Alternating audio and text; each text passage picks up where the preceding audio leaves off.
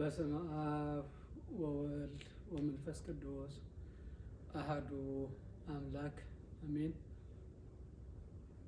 እግዚአብሔር የሚወዳችሁ እግዚአብሔር ልጆች፣ እናታችን እመቤታችን የቅድስት ድንግል ማርያም ወዳጆች እያላችሁበት ቦታ ሆናችሁ ያላችሁ ሰላም እግዚአብሔር ለእናንተ ይሁን። እንደምን አላችሁ?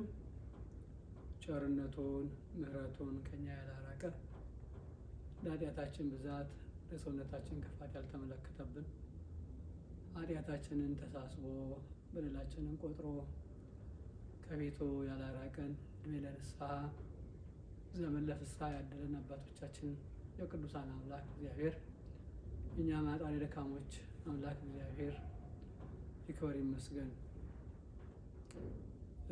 ዘንድሮ አብይ ጾምን ከጀመርን አሁን 7ኛው እሁድ ላይ እንገኛለን። በቅዱስ ያሬድ የዜማ ስርዓት 7ኛው እሁድ 7ኛው ሰንበት ኒቆዲሞስ ተብሎ ይጠራል። ኒቆዲሞስ በአዲስ ኪዳን ይልቁንም ደግሞ በወንጌል ከወንጌልም ደግሞ ይልቁንም በቅዱስ ዮሐንስ ወንጌል ስማቸው ተመላልሶ ከተጠሩ ሰዎች መካከል አንዱ ኒቆዲሞስ ነው። ኒቆዲሞስ በወንጌል 3 ጊዜ ተጠርቶ እናገኘዋለን። የመጀመሪያው ጌታችን አምላካችን መድኃኒታችን ክርስቶስ የሚያስተምርበት ዘመን ሌሊት ከአይሁድ ከወገኖቹ ተለይቶ ወደ ጌታችን ሊማር የመጣበት ጊዜ። ሁለተኛው አይሁድ በጌታ በማይሆን ባጉረመረሙበት ሰዓት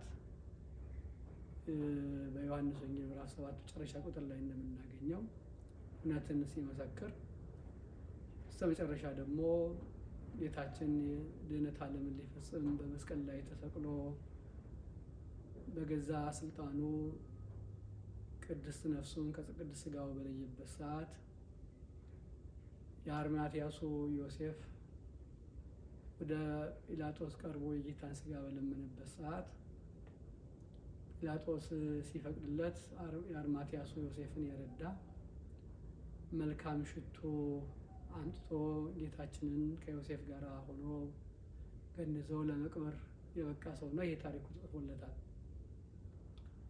በዚህ በዮሐንስ ወንጌል ምዕራፍ 3 ከቁጥር 1 ጀምሮ እንደተጻፈ ኒቆዲሞስ የአይሁድ አለቃ እንደሆነ መጽሐፍ ይነግረናል። ሊቃውንተ ቤተክርስቲያን አባቶቻችን ይህንን ከፈሪሳውያን ወገን የሆነ የአይሁድ አለቃ የሆነ ኒቆዲሞስ የሚባል አንድ ሰው ነበረ የሚለውን አለቃነቱ እልቅናው በ3 ወገን እንደሆነ ይነግሩናል። የመጀመሪያው ምሁረ ኦሪት እንደመሆኑ በሊቅነት ኦሪትን ሕግጋትን ጠንቅቆ በማወቅ ታላቅ መምህር የሆነ ሊቅ ነው፣ አለቃ ነው። ሁለተኛ በዚህ የዓለም ገንዘብ እጅግ ባለጠጋ ስለነበረ በሀብቱ በብልጥግናው በአይሁድ ዘንድ አለቃ ታላቅ የሆነ። ሶስተኛው በዘመኑ የነበረው የአይሁድ ሸንጎ አባል እንደመሆኑ ባለስልጣን እንደ ዘመናችን የምክር ቤት አባል በመሆኑ ኒቆዲሞስ ታላቅ መምህር ነው፣ ታላቅ ባለስልጣን ነው፣ ታላቅ ባለጸጋ ነው። እዚህ ሁሉ አለቃቸው ነው። እንግዲህ ይህ ወንጌል ታሪኩን ያወሳለት ኒቆዲሞስ በዘመኑ ከነበሩት ህብረተሰቦች ጋር ሲታይ ተራ ሰው የነበረ አይደለም። በሀብት ቢሉ፣ በእውቀት ቢሉ፣ በስልጣን ቢሉ እጅግ የከበረ የገነነ የታወቀ የተከበረ የተፈራ ሰው ነው። እንዲህ አይነት ክብር ያለው ሆኖ ሳለ ጌታችን መድኃኒታችን የክርስቶስ በሚያስተምርበት ዘመን አይሁድ ሊቀርቡት የማይፈልጉትን አይሁድ የሚወነጅሉትን ለስም አጠራሩ ክብር ምስጋና ይሁንና አይሁድ የተለያየ ስመ ጽርፈት የሚሰጡትን ጌታችን መድኃኒታችን ኢየሱስ ክርስቶስን በሌሊት ሊጠይቀው ኒቆዲሞስ መጣ ይላል። ወንጌላት እንደሚነግሩን ጌታችንን የሚከተሉት አብዛኛዎቹ ሰዎች ተራ ሰዎች ነበሩ። የታመሙ ሰዎች ይፈውሰናል ብለው፣ የተራቡ ሰዎች ይመግበናል ብለው፣ የተለያየ ፍላጎት ያላቸው ከችግራቸው ያላቅቀናል ብለው ይከተሉ የነበሩት። እንዲህ አይነት የድሆች የቀራጮች የአመንዝሮች ወዳጅ የተባለውን ጌታችን መድኃኒተ ክርስቶስን ኒቆዲሞስ ቅድም ባነሳናቸው አለቃ ባሰኙ ነገሮች ሁሉ ሳይመካ ከመረመረው የኦሪት እውቀቱ ተነስቶ ሙሴ በኦሪት ነቢያት በመጻሕፍት የተናገሩለት እሱ ይሆንን ብሎ በማወቅ በመገመት ወደ ጌታችን ወደ መድኃኒታችን ወደ ኢየሱስ ክርስቶስ በሌሊት መጥቶ ይጠይቀው፣ ይመረምር፣ ይረዳ ነበረ።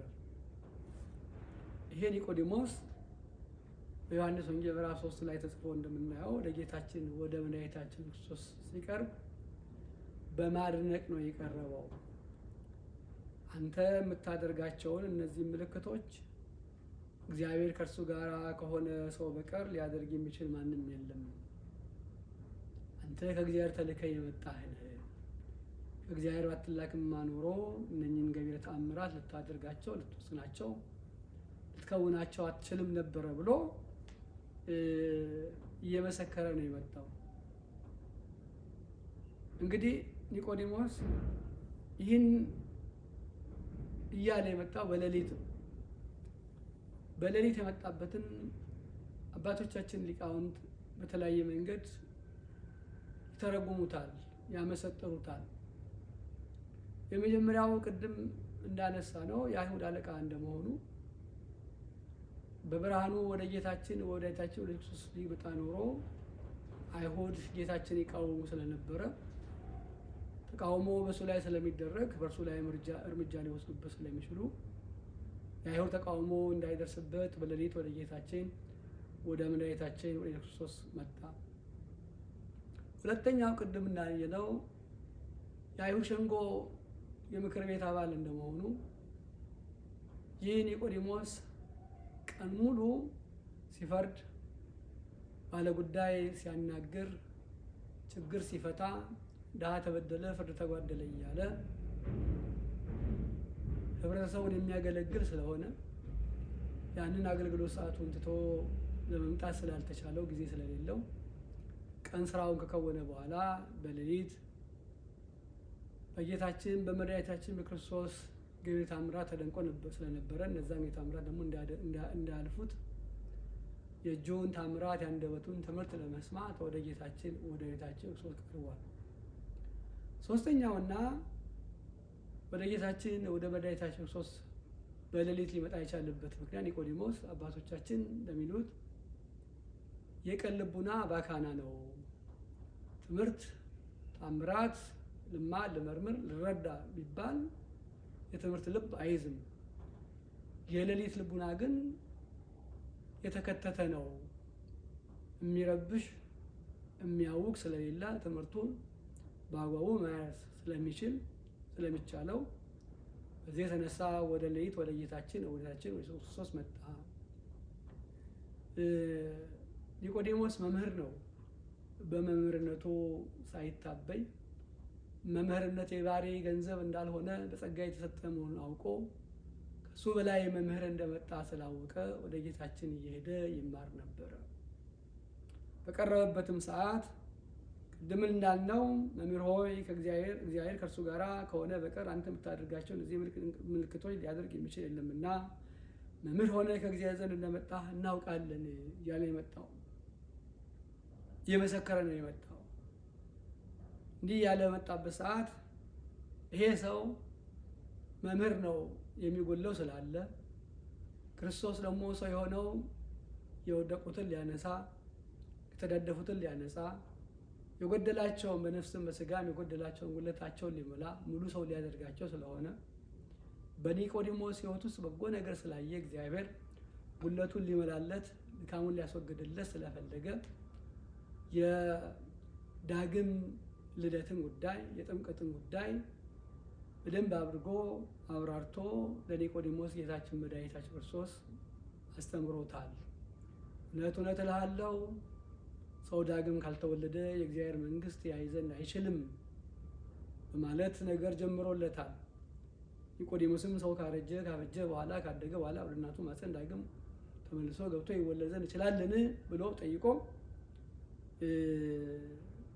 መወለዱን እንጂ መወለጃውን ስላልነገረው ድጋሚ ኒቆዲሞስ እንዲህ ብሎ ከጠየቀ በኋላ እውነት እልሃለሁ ከውሃና ከመንፈስ ዳግም ያልተወለደ እግዚአብሔር መንግሥት ሊገባ ሊወርስ አይችልም በማለት ጌታችን ዳግም የመወለድንም መወለጃውንም አባታችን ለኒቆዲሞስ ለትሑቱ መምህር ባለው ላልተመካው ራሱን ዝቅ ላደረገው ሰው አስተምሮት ይሄ ትምህርቱ ዛሬ እስከዛሬ ድረስ አማን ተቀባይነት ያለው ሆኖ ቤተክርስቲያናችን በአርባ በሰማንያ ቀናችን ባመንበት ጊዜ ታጠምቅናለች፣ የእግዚአብሔር መንግሥት እንድንወርስ ታደርገናለች። ኒቆዲሞስን በምናይበት ሰዓት እንግዲህ በኒቆዲሞስ ሕይወት ውስጥ እጅግ የምንማረው ትልቅ ነገር ስላለ ቤተክርስቲያናችን አብይ ጾም በገባ በሰባተኛው ሰንበት ሁልጊዜ ታስበዋለች።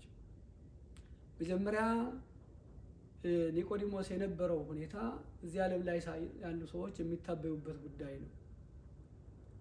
ሰዎች እውቀት ያላቸው ሰዎች እውቀት ከሌላቸው ጋራ ተሰብስበው በቤተክርስቲያን አካባቢ ነገር እግዚአብሔርን መማር ነገር እግዚአብሔር ማወቅ የሚከብዳቸው ሰዎች አሉ። ኒቆዲሞስ ግን እውቀት ቢሉ አላፊ ጠፊ የሚሻር ስለሆነ እውቀት እንጂ ከእግዚአብሔር የሚገኝ መሆኑን አውቆ በአዋቂነቱ ሳይመካ በአዋቂነቱ ሳይታበይ ራሱን ዝቅ አድርጎ እውቀትን ከሚሰጥ አእምሮን ከሚያበራ ልቡናን ከሚያበራ የእውቀት ምንጭ የእውቀት አባት የእውቀት ባለቤት እውቀት ሰጪ ከሆነ ከጌታችን ክርስቶስ ዘንድ መጥቶ ተምሯል። ሁለተኛም ሰዎች ሀብት ንብረት ሲኖራቸው የዚህ ዓለም ሀብት ጠፊ ንብረቱም ጠፊ መሆኑ ስለማያውቁ የዚህ ዓለም ክብሩ ሁሉ የዚህ ዓለም ሀብት ሁሉ እንደ ዱር አበባ ዛሬ አብቦ ነገ የሚጠፋ ነው ስለማይረዱ በኃላፊ በጠፊ ንብረታቸው ሲታበዩ ሲመኩ ሲኮሩ እናያለን። ኒቆዲሞስ ግን ሀብት ቢኖረውም ከእናቱ ማኅፀን እርቃኑ እንደመጣ ወደዛው ደግሞ ወደ አፈርነቱ እንዲሁ እንደሚመለስ አውቆ ሀብቱን ሳይመለከት የሀብቱን ጌታ መድኃኒታችን ክርስቶስን ከሱ ሊማር መጥቶ ከጌታ ስር ቁጭ ብሎ ተምሯል። ይህ ትልቅ ነገር ነው። ዓለማችን ላይ የምንኖርበት ሰዓት ብዙ ያለ ሀብት ያለን ሰዎች ይኖራለን። ሀብት በአንድ ቀን አደጋ ሊጠፋ ይችላል። ሁሉን አሳልፎ ብቻውን ሊረዳ የሚችል ብቻውን ሊያከብር የሚችል የሌለውን እንዳለ አድርጎ የሚጠራ የሚሆንለትን መድኃኔዓለም ኢየሱስ ክርስቶስን በሰላምና በጤና ባሉበት ሰዓት እንደ ኒቆዲሞስ ክብርን ሁሉ ዝቅ አድርጎ ለእሱ መገዛትና ከእሱ እግር ቁጭ ብሎ መማር ትልቅ አዋቂነት ነው። በሶስተኛ ባለስልጣን ነው። በዘመናችን ሰዎች ወደ ስልጣን ሲመጡ ያሳደገቻቸውን ቤተክርስቲያንን ያስተማረቻቸውን ቤተክርስቲያንን አገርን የጠበቀች ትውልድን የጠበቀች ትውልዱን የቀረጸች ቤተክርስቲያንን በስልጣናቸው ሊያግዟት ሲገቡ በስልጣናቸው ደጆቿን የሚዘጉ ልጆቿን የሚገሉ ካህናት አባቶቿን የሚያሰቃዩ ባለስልጣናት አሉ። ኒቆዲሞስ ለእንደዚህ አይነት ባለስልጣናት አስተማሪ ነው። ስልጣን ከሰማይ ካልተሰጠ ከማንም ስለማይሰጥ አለኝ ሳይል ዛሬ እንደተሾሙ ነገ መውረድ እንዳለ አውቆ ራሱን ዝቅ አድርጎ ስልጣኑን ሳይመለከት የስልጣናት ሁሉ የስልጣናት ሰጪ የነገስታት አክሊላቸው ከሆነው ከመድኃኔዓለም ከኢየሱስ ክርስቶስ ዘንድ ቁጭ ብሎ ኒቆዲሞስ ተምሯል። እንግዲህ ይህን ሁሉ አልፎ በመምጣቱ በመማሩ ባለመፍራቱ ኒቆዲሞስ በቤተክርስቲያናችን ሲመሰገን ሲከበር ይኖራል። እንግዲህ ይሄ ኒቆዲሞስ በጨለማ መጥቶ የተማረውን በስተመጨረሻ በሕይወቱ ውስጥ ደግሞ የምናየው ነገር በብርሃን ሲገልጠው እናያለን። ከአንድም ሁለት ጊዜ በመጀመሪያ በዮሐንስ ወንጌል ምዕራፍ 7 ላይ አይሁድ ጌታችንን በተቃወሙበት ሰዓት ሕጋቸው በውኑ አንድን ሰው ድርጊቱን ግብሩን ሳይመረመሩ ሊፈርዱበት ይገባልን ብሎ በጌታ ላይ ያለ ፍርድ ያለ ርት አላግባብ ያጉረመረሙበትን አይሁድን ሲከራከራቸው እናያለን። ሁለተኛም ቅድም መግቢያችን ላይ እንደተናገርነው ጌታ በተሰቀለበት ሰዓት እሱን ያገኘ ያገኘኛል ሳይል እሱ መደረሰበት ይደርስብኛል ሳይል ከወንድሙ ከጓደኛው ከአርማትያሱ ዮሴፍ ጋር ሆኖ እየታችንን የመድኃኒተ ክርስቶስን ቅዱስ ሥጋውን ከመስቀል ላይ አውርዶ በንጹህ መቃብር በበፍታ ገንዞ በሽቱ ቀምመው እንደቀበሩት ወንጌል ይነግረናል። እንግዲህ ጌታ በወንጌል በሹክሹክታ የነገርኳችሁን በሰገነት አውሩ፣ በጨለማ የሰማችሁትን በብርሃን ስበኩ ያለውን ቃል የፈጸመ ሰው ነው። በጨለማ መጥቶ ከጌታ የተማረ በብርሃን ገለጠው። በትንሽ ሆነው በሹክሹክታ የሰሙትን በአደባባይ ብዙዎች አእላፍ ባሉበት ቦታ ላይ የክርስቶስ ደቀ መዝሙር መሆኑን ኒቆዲሞስ ገልጦታል። ይሄ ለእኛ በዘመናችን ወንጌል ለምንማር እግዚአብሔርን በማያውቁ ክርስቶስን በማያውቁ ለወንጌል ተቃራኒ ሆኖ በቆሙ ህብረተሰብ መካከል በምንኖርበት ሰዓት እንዴት መኖር እንደሚገባን ያሳየናል። ሰው ወንጌልን መማሩ ቃለ እግዚአብሔር መማሩ መስማቱ እንዲሁ ለዋዛ አይደለም፣ እንዲሁ ለከንቱ አይደለም። ቃለ እግዚአብሔር የምንማረው ጥቅስ ለማወቅ አይደለም።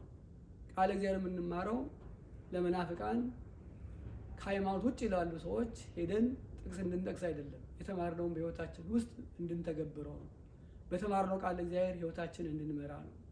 በተማርነው ቃለ እግዚአብሔር መሰረት ከኃጢአት ወደ ጽድቅ፣ ከጥፋት ወደ ደግነት፣ ከሞት ወደ ዘላለም ህይወት፣ ከአምልኮ ጣዖት ወደ አምልኮተ እግዚአብሔር እንድንመለስበት ነው። ኒቆዲሞስ ይህንን ያሳያል። በወንጌል ያላመነ በኦሪት የነበረ ሰው ወደ ክርስቶስ መጥቶ በጨለማ ተምሮ ገስ መጨረሻ ላይ የወንጌልን ብርሃን በከተማ ላይ በአደባባይ ላይ በሰገነት ላይ ከፍ ብሎ ያበራ ሰው። ስለዚህ ኒቆዲሞስን በህይወታችን ውስጥ ልናስበው ይገባናል። ጌታ ከተቀበረም በኋላ ቢሆን የኤማውስ መንገደኞች ተብሎ ከሚጠቀሱ መካከል አንዱ ኒቆዲሞስ ነው። አብሮ ይጓዝ የነበረ ነው። ስለዚህ ይህ አባት እስከ መጨረሻ ድረስ በወንጌል አምኖ በሰማዕትነት ዘመኑን የፈጸመ ታላቅ የቤተክርስቲያን አባት ነው እና ቤተክርስቲያናችን ታስተምረዋለች። ስለዚህ ተወደዳችሁ ምእመናን፣ ኒቆዲሞስ ያለው ነገር ወደ ኋላ ሳይጎትተው እንቅፋት ሳይሆንበት ያለውን ነገር የሰጠው ሰጪውን እግዚአብሔርን አስቦ ራሱን ዝቅ አድርጎ በመማሩ ይኸው ቤተክርስቲያን ሁል ጊዜ ስሙን ከፍ ከፍ ታድርጎ ትኖራለች። በወዲያኛው ዓለም ደግሞ የእግዚአብሔር መንግስት ወርሶ ይኖራል። ስለዚህ እኛም በሕይወት ዘመናችን በምንኖርበት ሰዓት ዙሪያችን ፈተናዎች ሊኖሩ ይችላሉ። አይሁድ ፈተና እንደነበሩበት እንቅፋቶች ሊኖሩ ይችላሉ። ስራችን እንቅፋት ሊሆንብን ይችላል። ወደ ቤተክርስቲያን መጥተን ማስቀደስ መማር በተለያየ ዓለም ብንኖር በተለይ በአሁኑ ዘመን ሰይጣን ያዘጋጀ ነገር በውጭ ዓለም ላይ የምንኖር ከሰኞ እስከ ቅዳሜ እስከ ዓርብ የሚከፈለው ደሞዝ ትንሽ ይሆንና እሁድ ላይ እጥፍ ይከፈለናል። ይሄ እውነት ለመናገር ከባድ ፈተና ነው። ይሄን ሁሉ አልፎ ወደ ክርስቶስ መጥቶ ቃሉን መስማት፣ ማመስገን፣ መዘመር፣ በቅዳሴው ላይ መሳተፍ፣ ንስሐ ገብቶ ሥጋ ወደሙ መቀበል፣ የተጣሉትን ይቅር ማለት፣ የታመሙትን መጠየቅ፣ እንዲህ አይነቱ ጀግንነት ይጠይቃል። እንዲህ አይነቱ የኒቆዲሞስ ደቀ መዝሙር መሆን ይጠይቃል። ስለዚህ ወገኖቼ አሁን ያለንበት ዘመን እውነት ለመናገር ወደ እግዚአብሔር ስናስብ፣ ቤተክርስቲያንን ስናስብ፣ መንፈሳዊ ነገር ስናስብ ብዙ ፈተና የበዛበት ጊዜ ነው። ተቃዋሚው፣ እንቅፋቱ፣ ወጠሉ ብዙ ነገር ነው። የሆነ ይሁን ግን ኒቆዲሞስን አርአያ አድርገን በማንኛውም ሰዓት ከእንቅልፋችን እንኳን ቀንሰን ቢሆን ድካማችን እንኳን ታግሰን ቢሆን ከቃለ እግዚአብሔር የሚያስቀረን ከክርስቶስ የሚለየን እንዳይኖር ከቤተክርስቲያን ወደ ኋላ የሚመለስ እንዳይኖር ልናስብበትና በምንችለው ሁሉ ቃለ እግዚአብሔር የሚገኝበት ቃለ እግዚአብሔርን ተምረን ሃይማኖታችን ጠንቅቀን በመከራው ታግሰን ፈቃደ እግዚአብሔር እየፈጸመን ልንኖር ይገባናል። ዘመኑ እያለቀ ነው። ክፋት በዓለም ላይ እየሰለጠነ ነው። ጌታችን መድኃኒታችን ክርስቶስ በማቴዎስ ወንጌል ምዕራፍ 24 ላይ የተናገራቸው የመጨረሻው ዘመን ምልክቶች በሙሉ የተደረጉ ነው ያሉት። ስለዚህ አኗኗራችን አደጋ ውስጥ ስላለ ድንገት ከመጠራታችን በፊት ሁሉም በትነን ከመሄዳችን በፊት ዓለምን የሚያጠፋ ሐሳዌ መሲህ መጥቶ እያንዳንዱን ከማንበርከኩ በፊት ሁላችንም በሕይወተ ጤና እያለን አምላካችንን አውቀን ሃይማኖታችንን ተረድተን ንስሐ ገብተን ሥጋ ወደሙ ተቀብለን ፈቃደ እግዚአብሔር እየፈጸምን ለመኖር አምላከ ኒቆዲሞስ እንዲረዳን ቅዱስ ፈቃድ ይሆንልን። እመቤታችን በምልጃዋ በጸሎቷ አትለየን። ጻድቁ አባታችን አቡነ ተክለ ሃይማኖት፣ አቡነ መንፈስ ቅዱስ በወጣንበት በገባንበት በጸሎታቸው በቃል ኪዳናቸው ይርዱን። አምላካችን እግዚአብሔር ስላስተማረን ክብር ምስጋና ለእሱም። ስብሐት ወክብር ለስሉስ ቅዱስ ይእዜኒ ወዘልፈኒ ወለዓለመ ዓለም አሜን።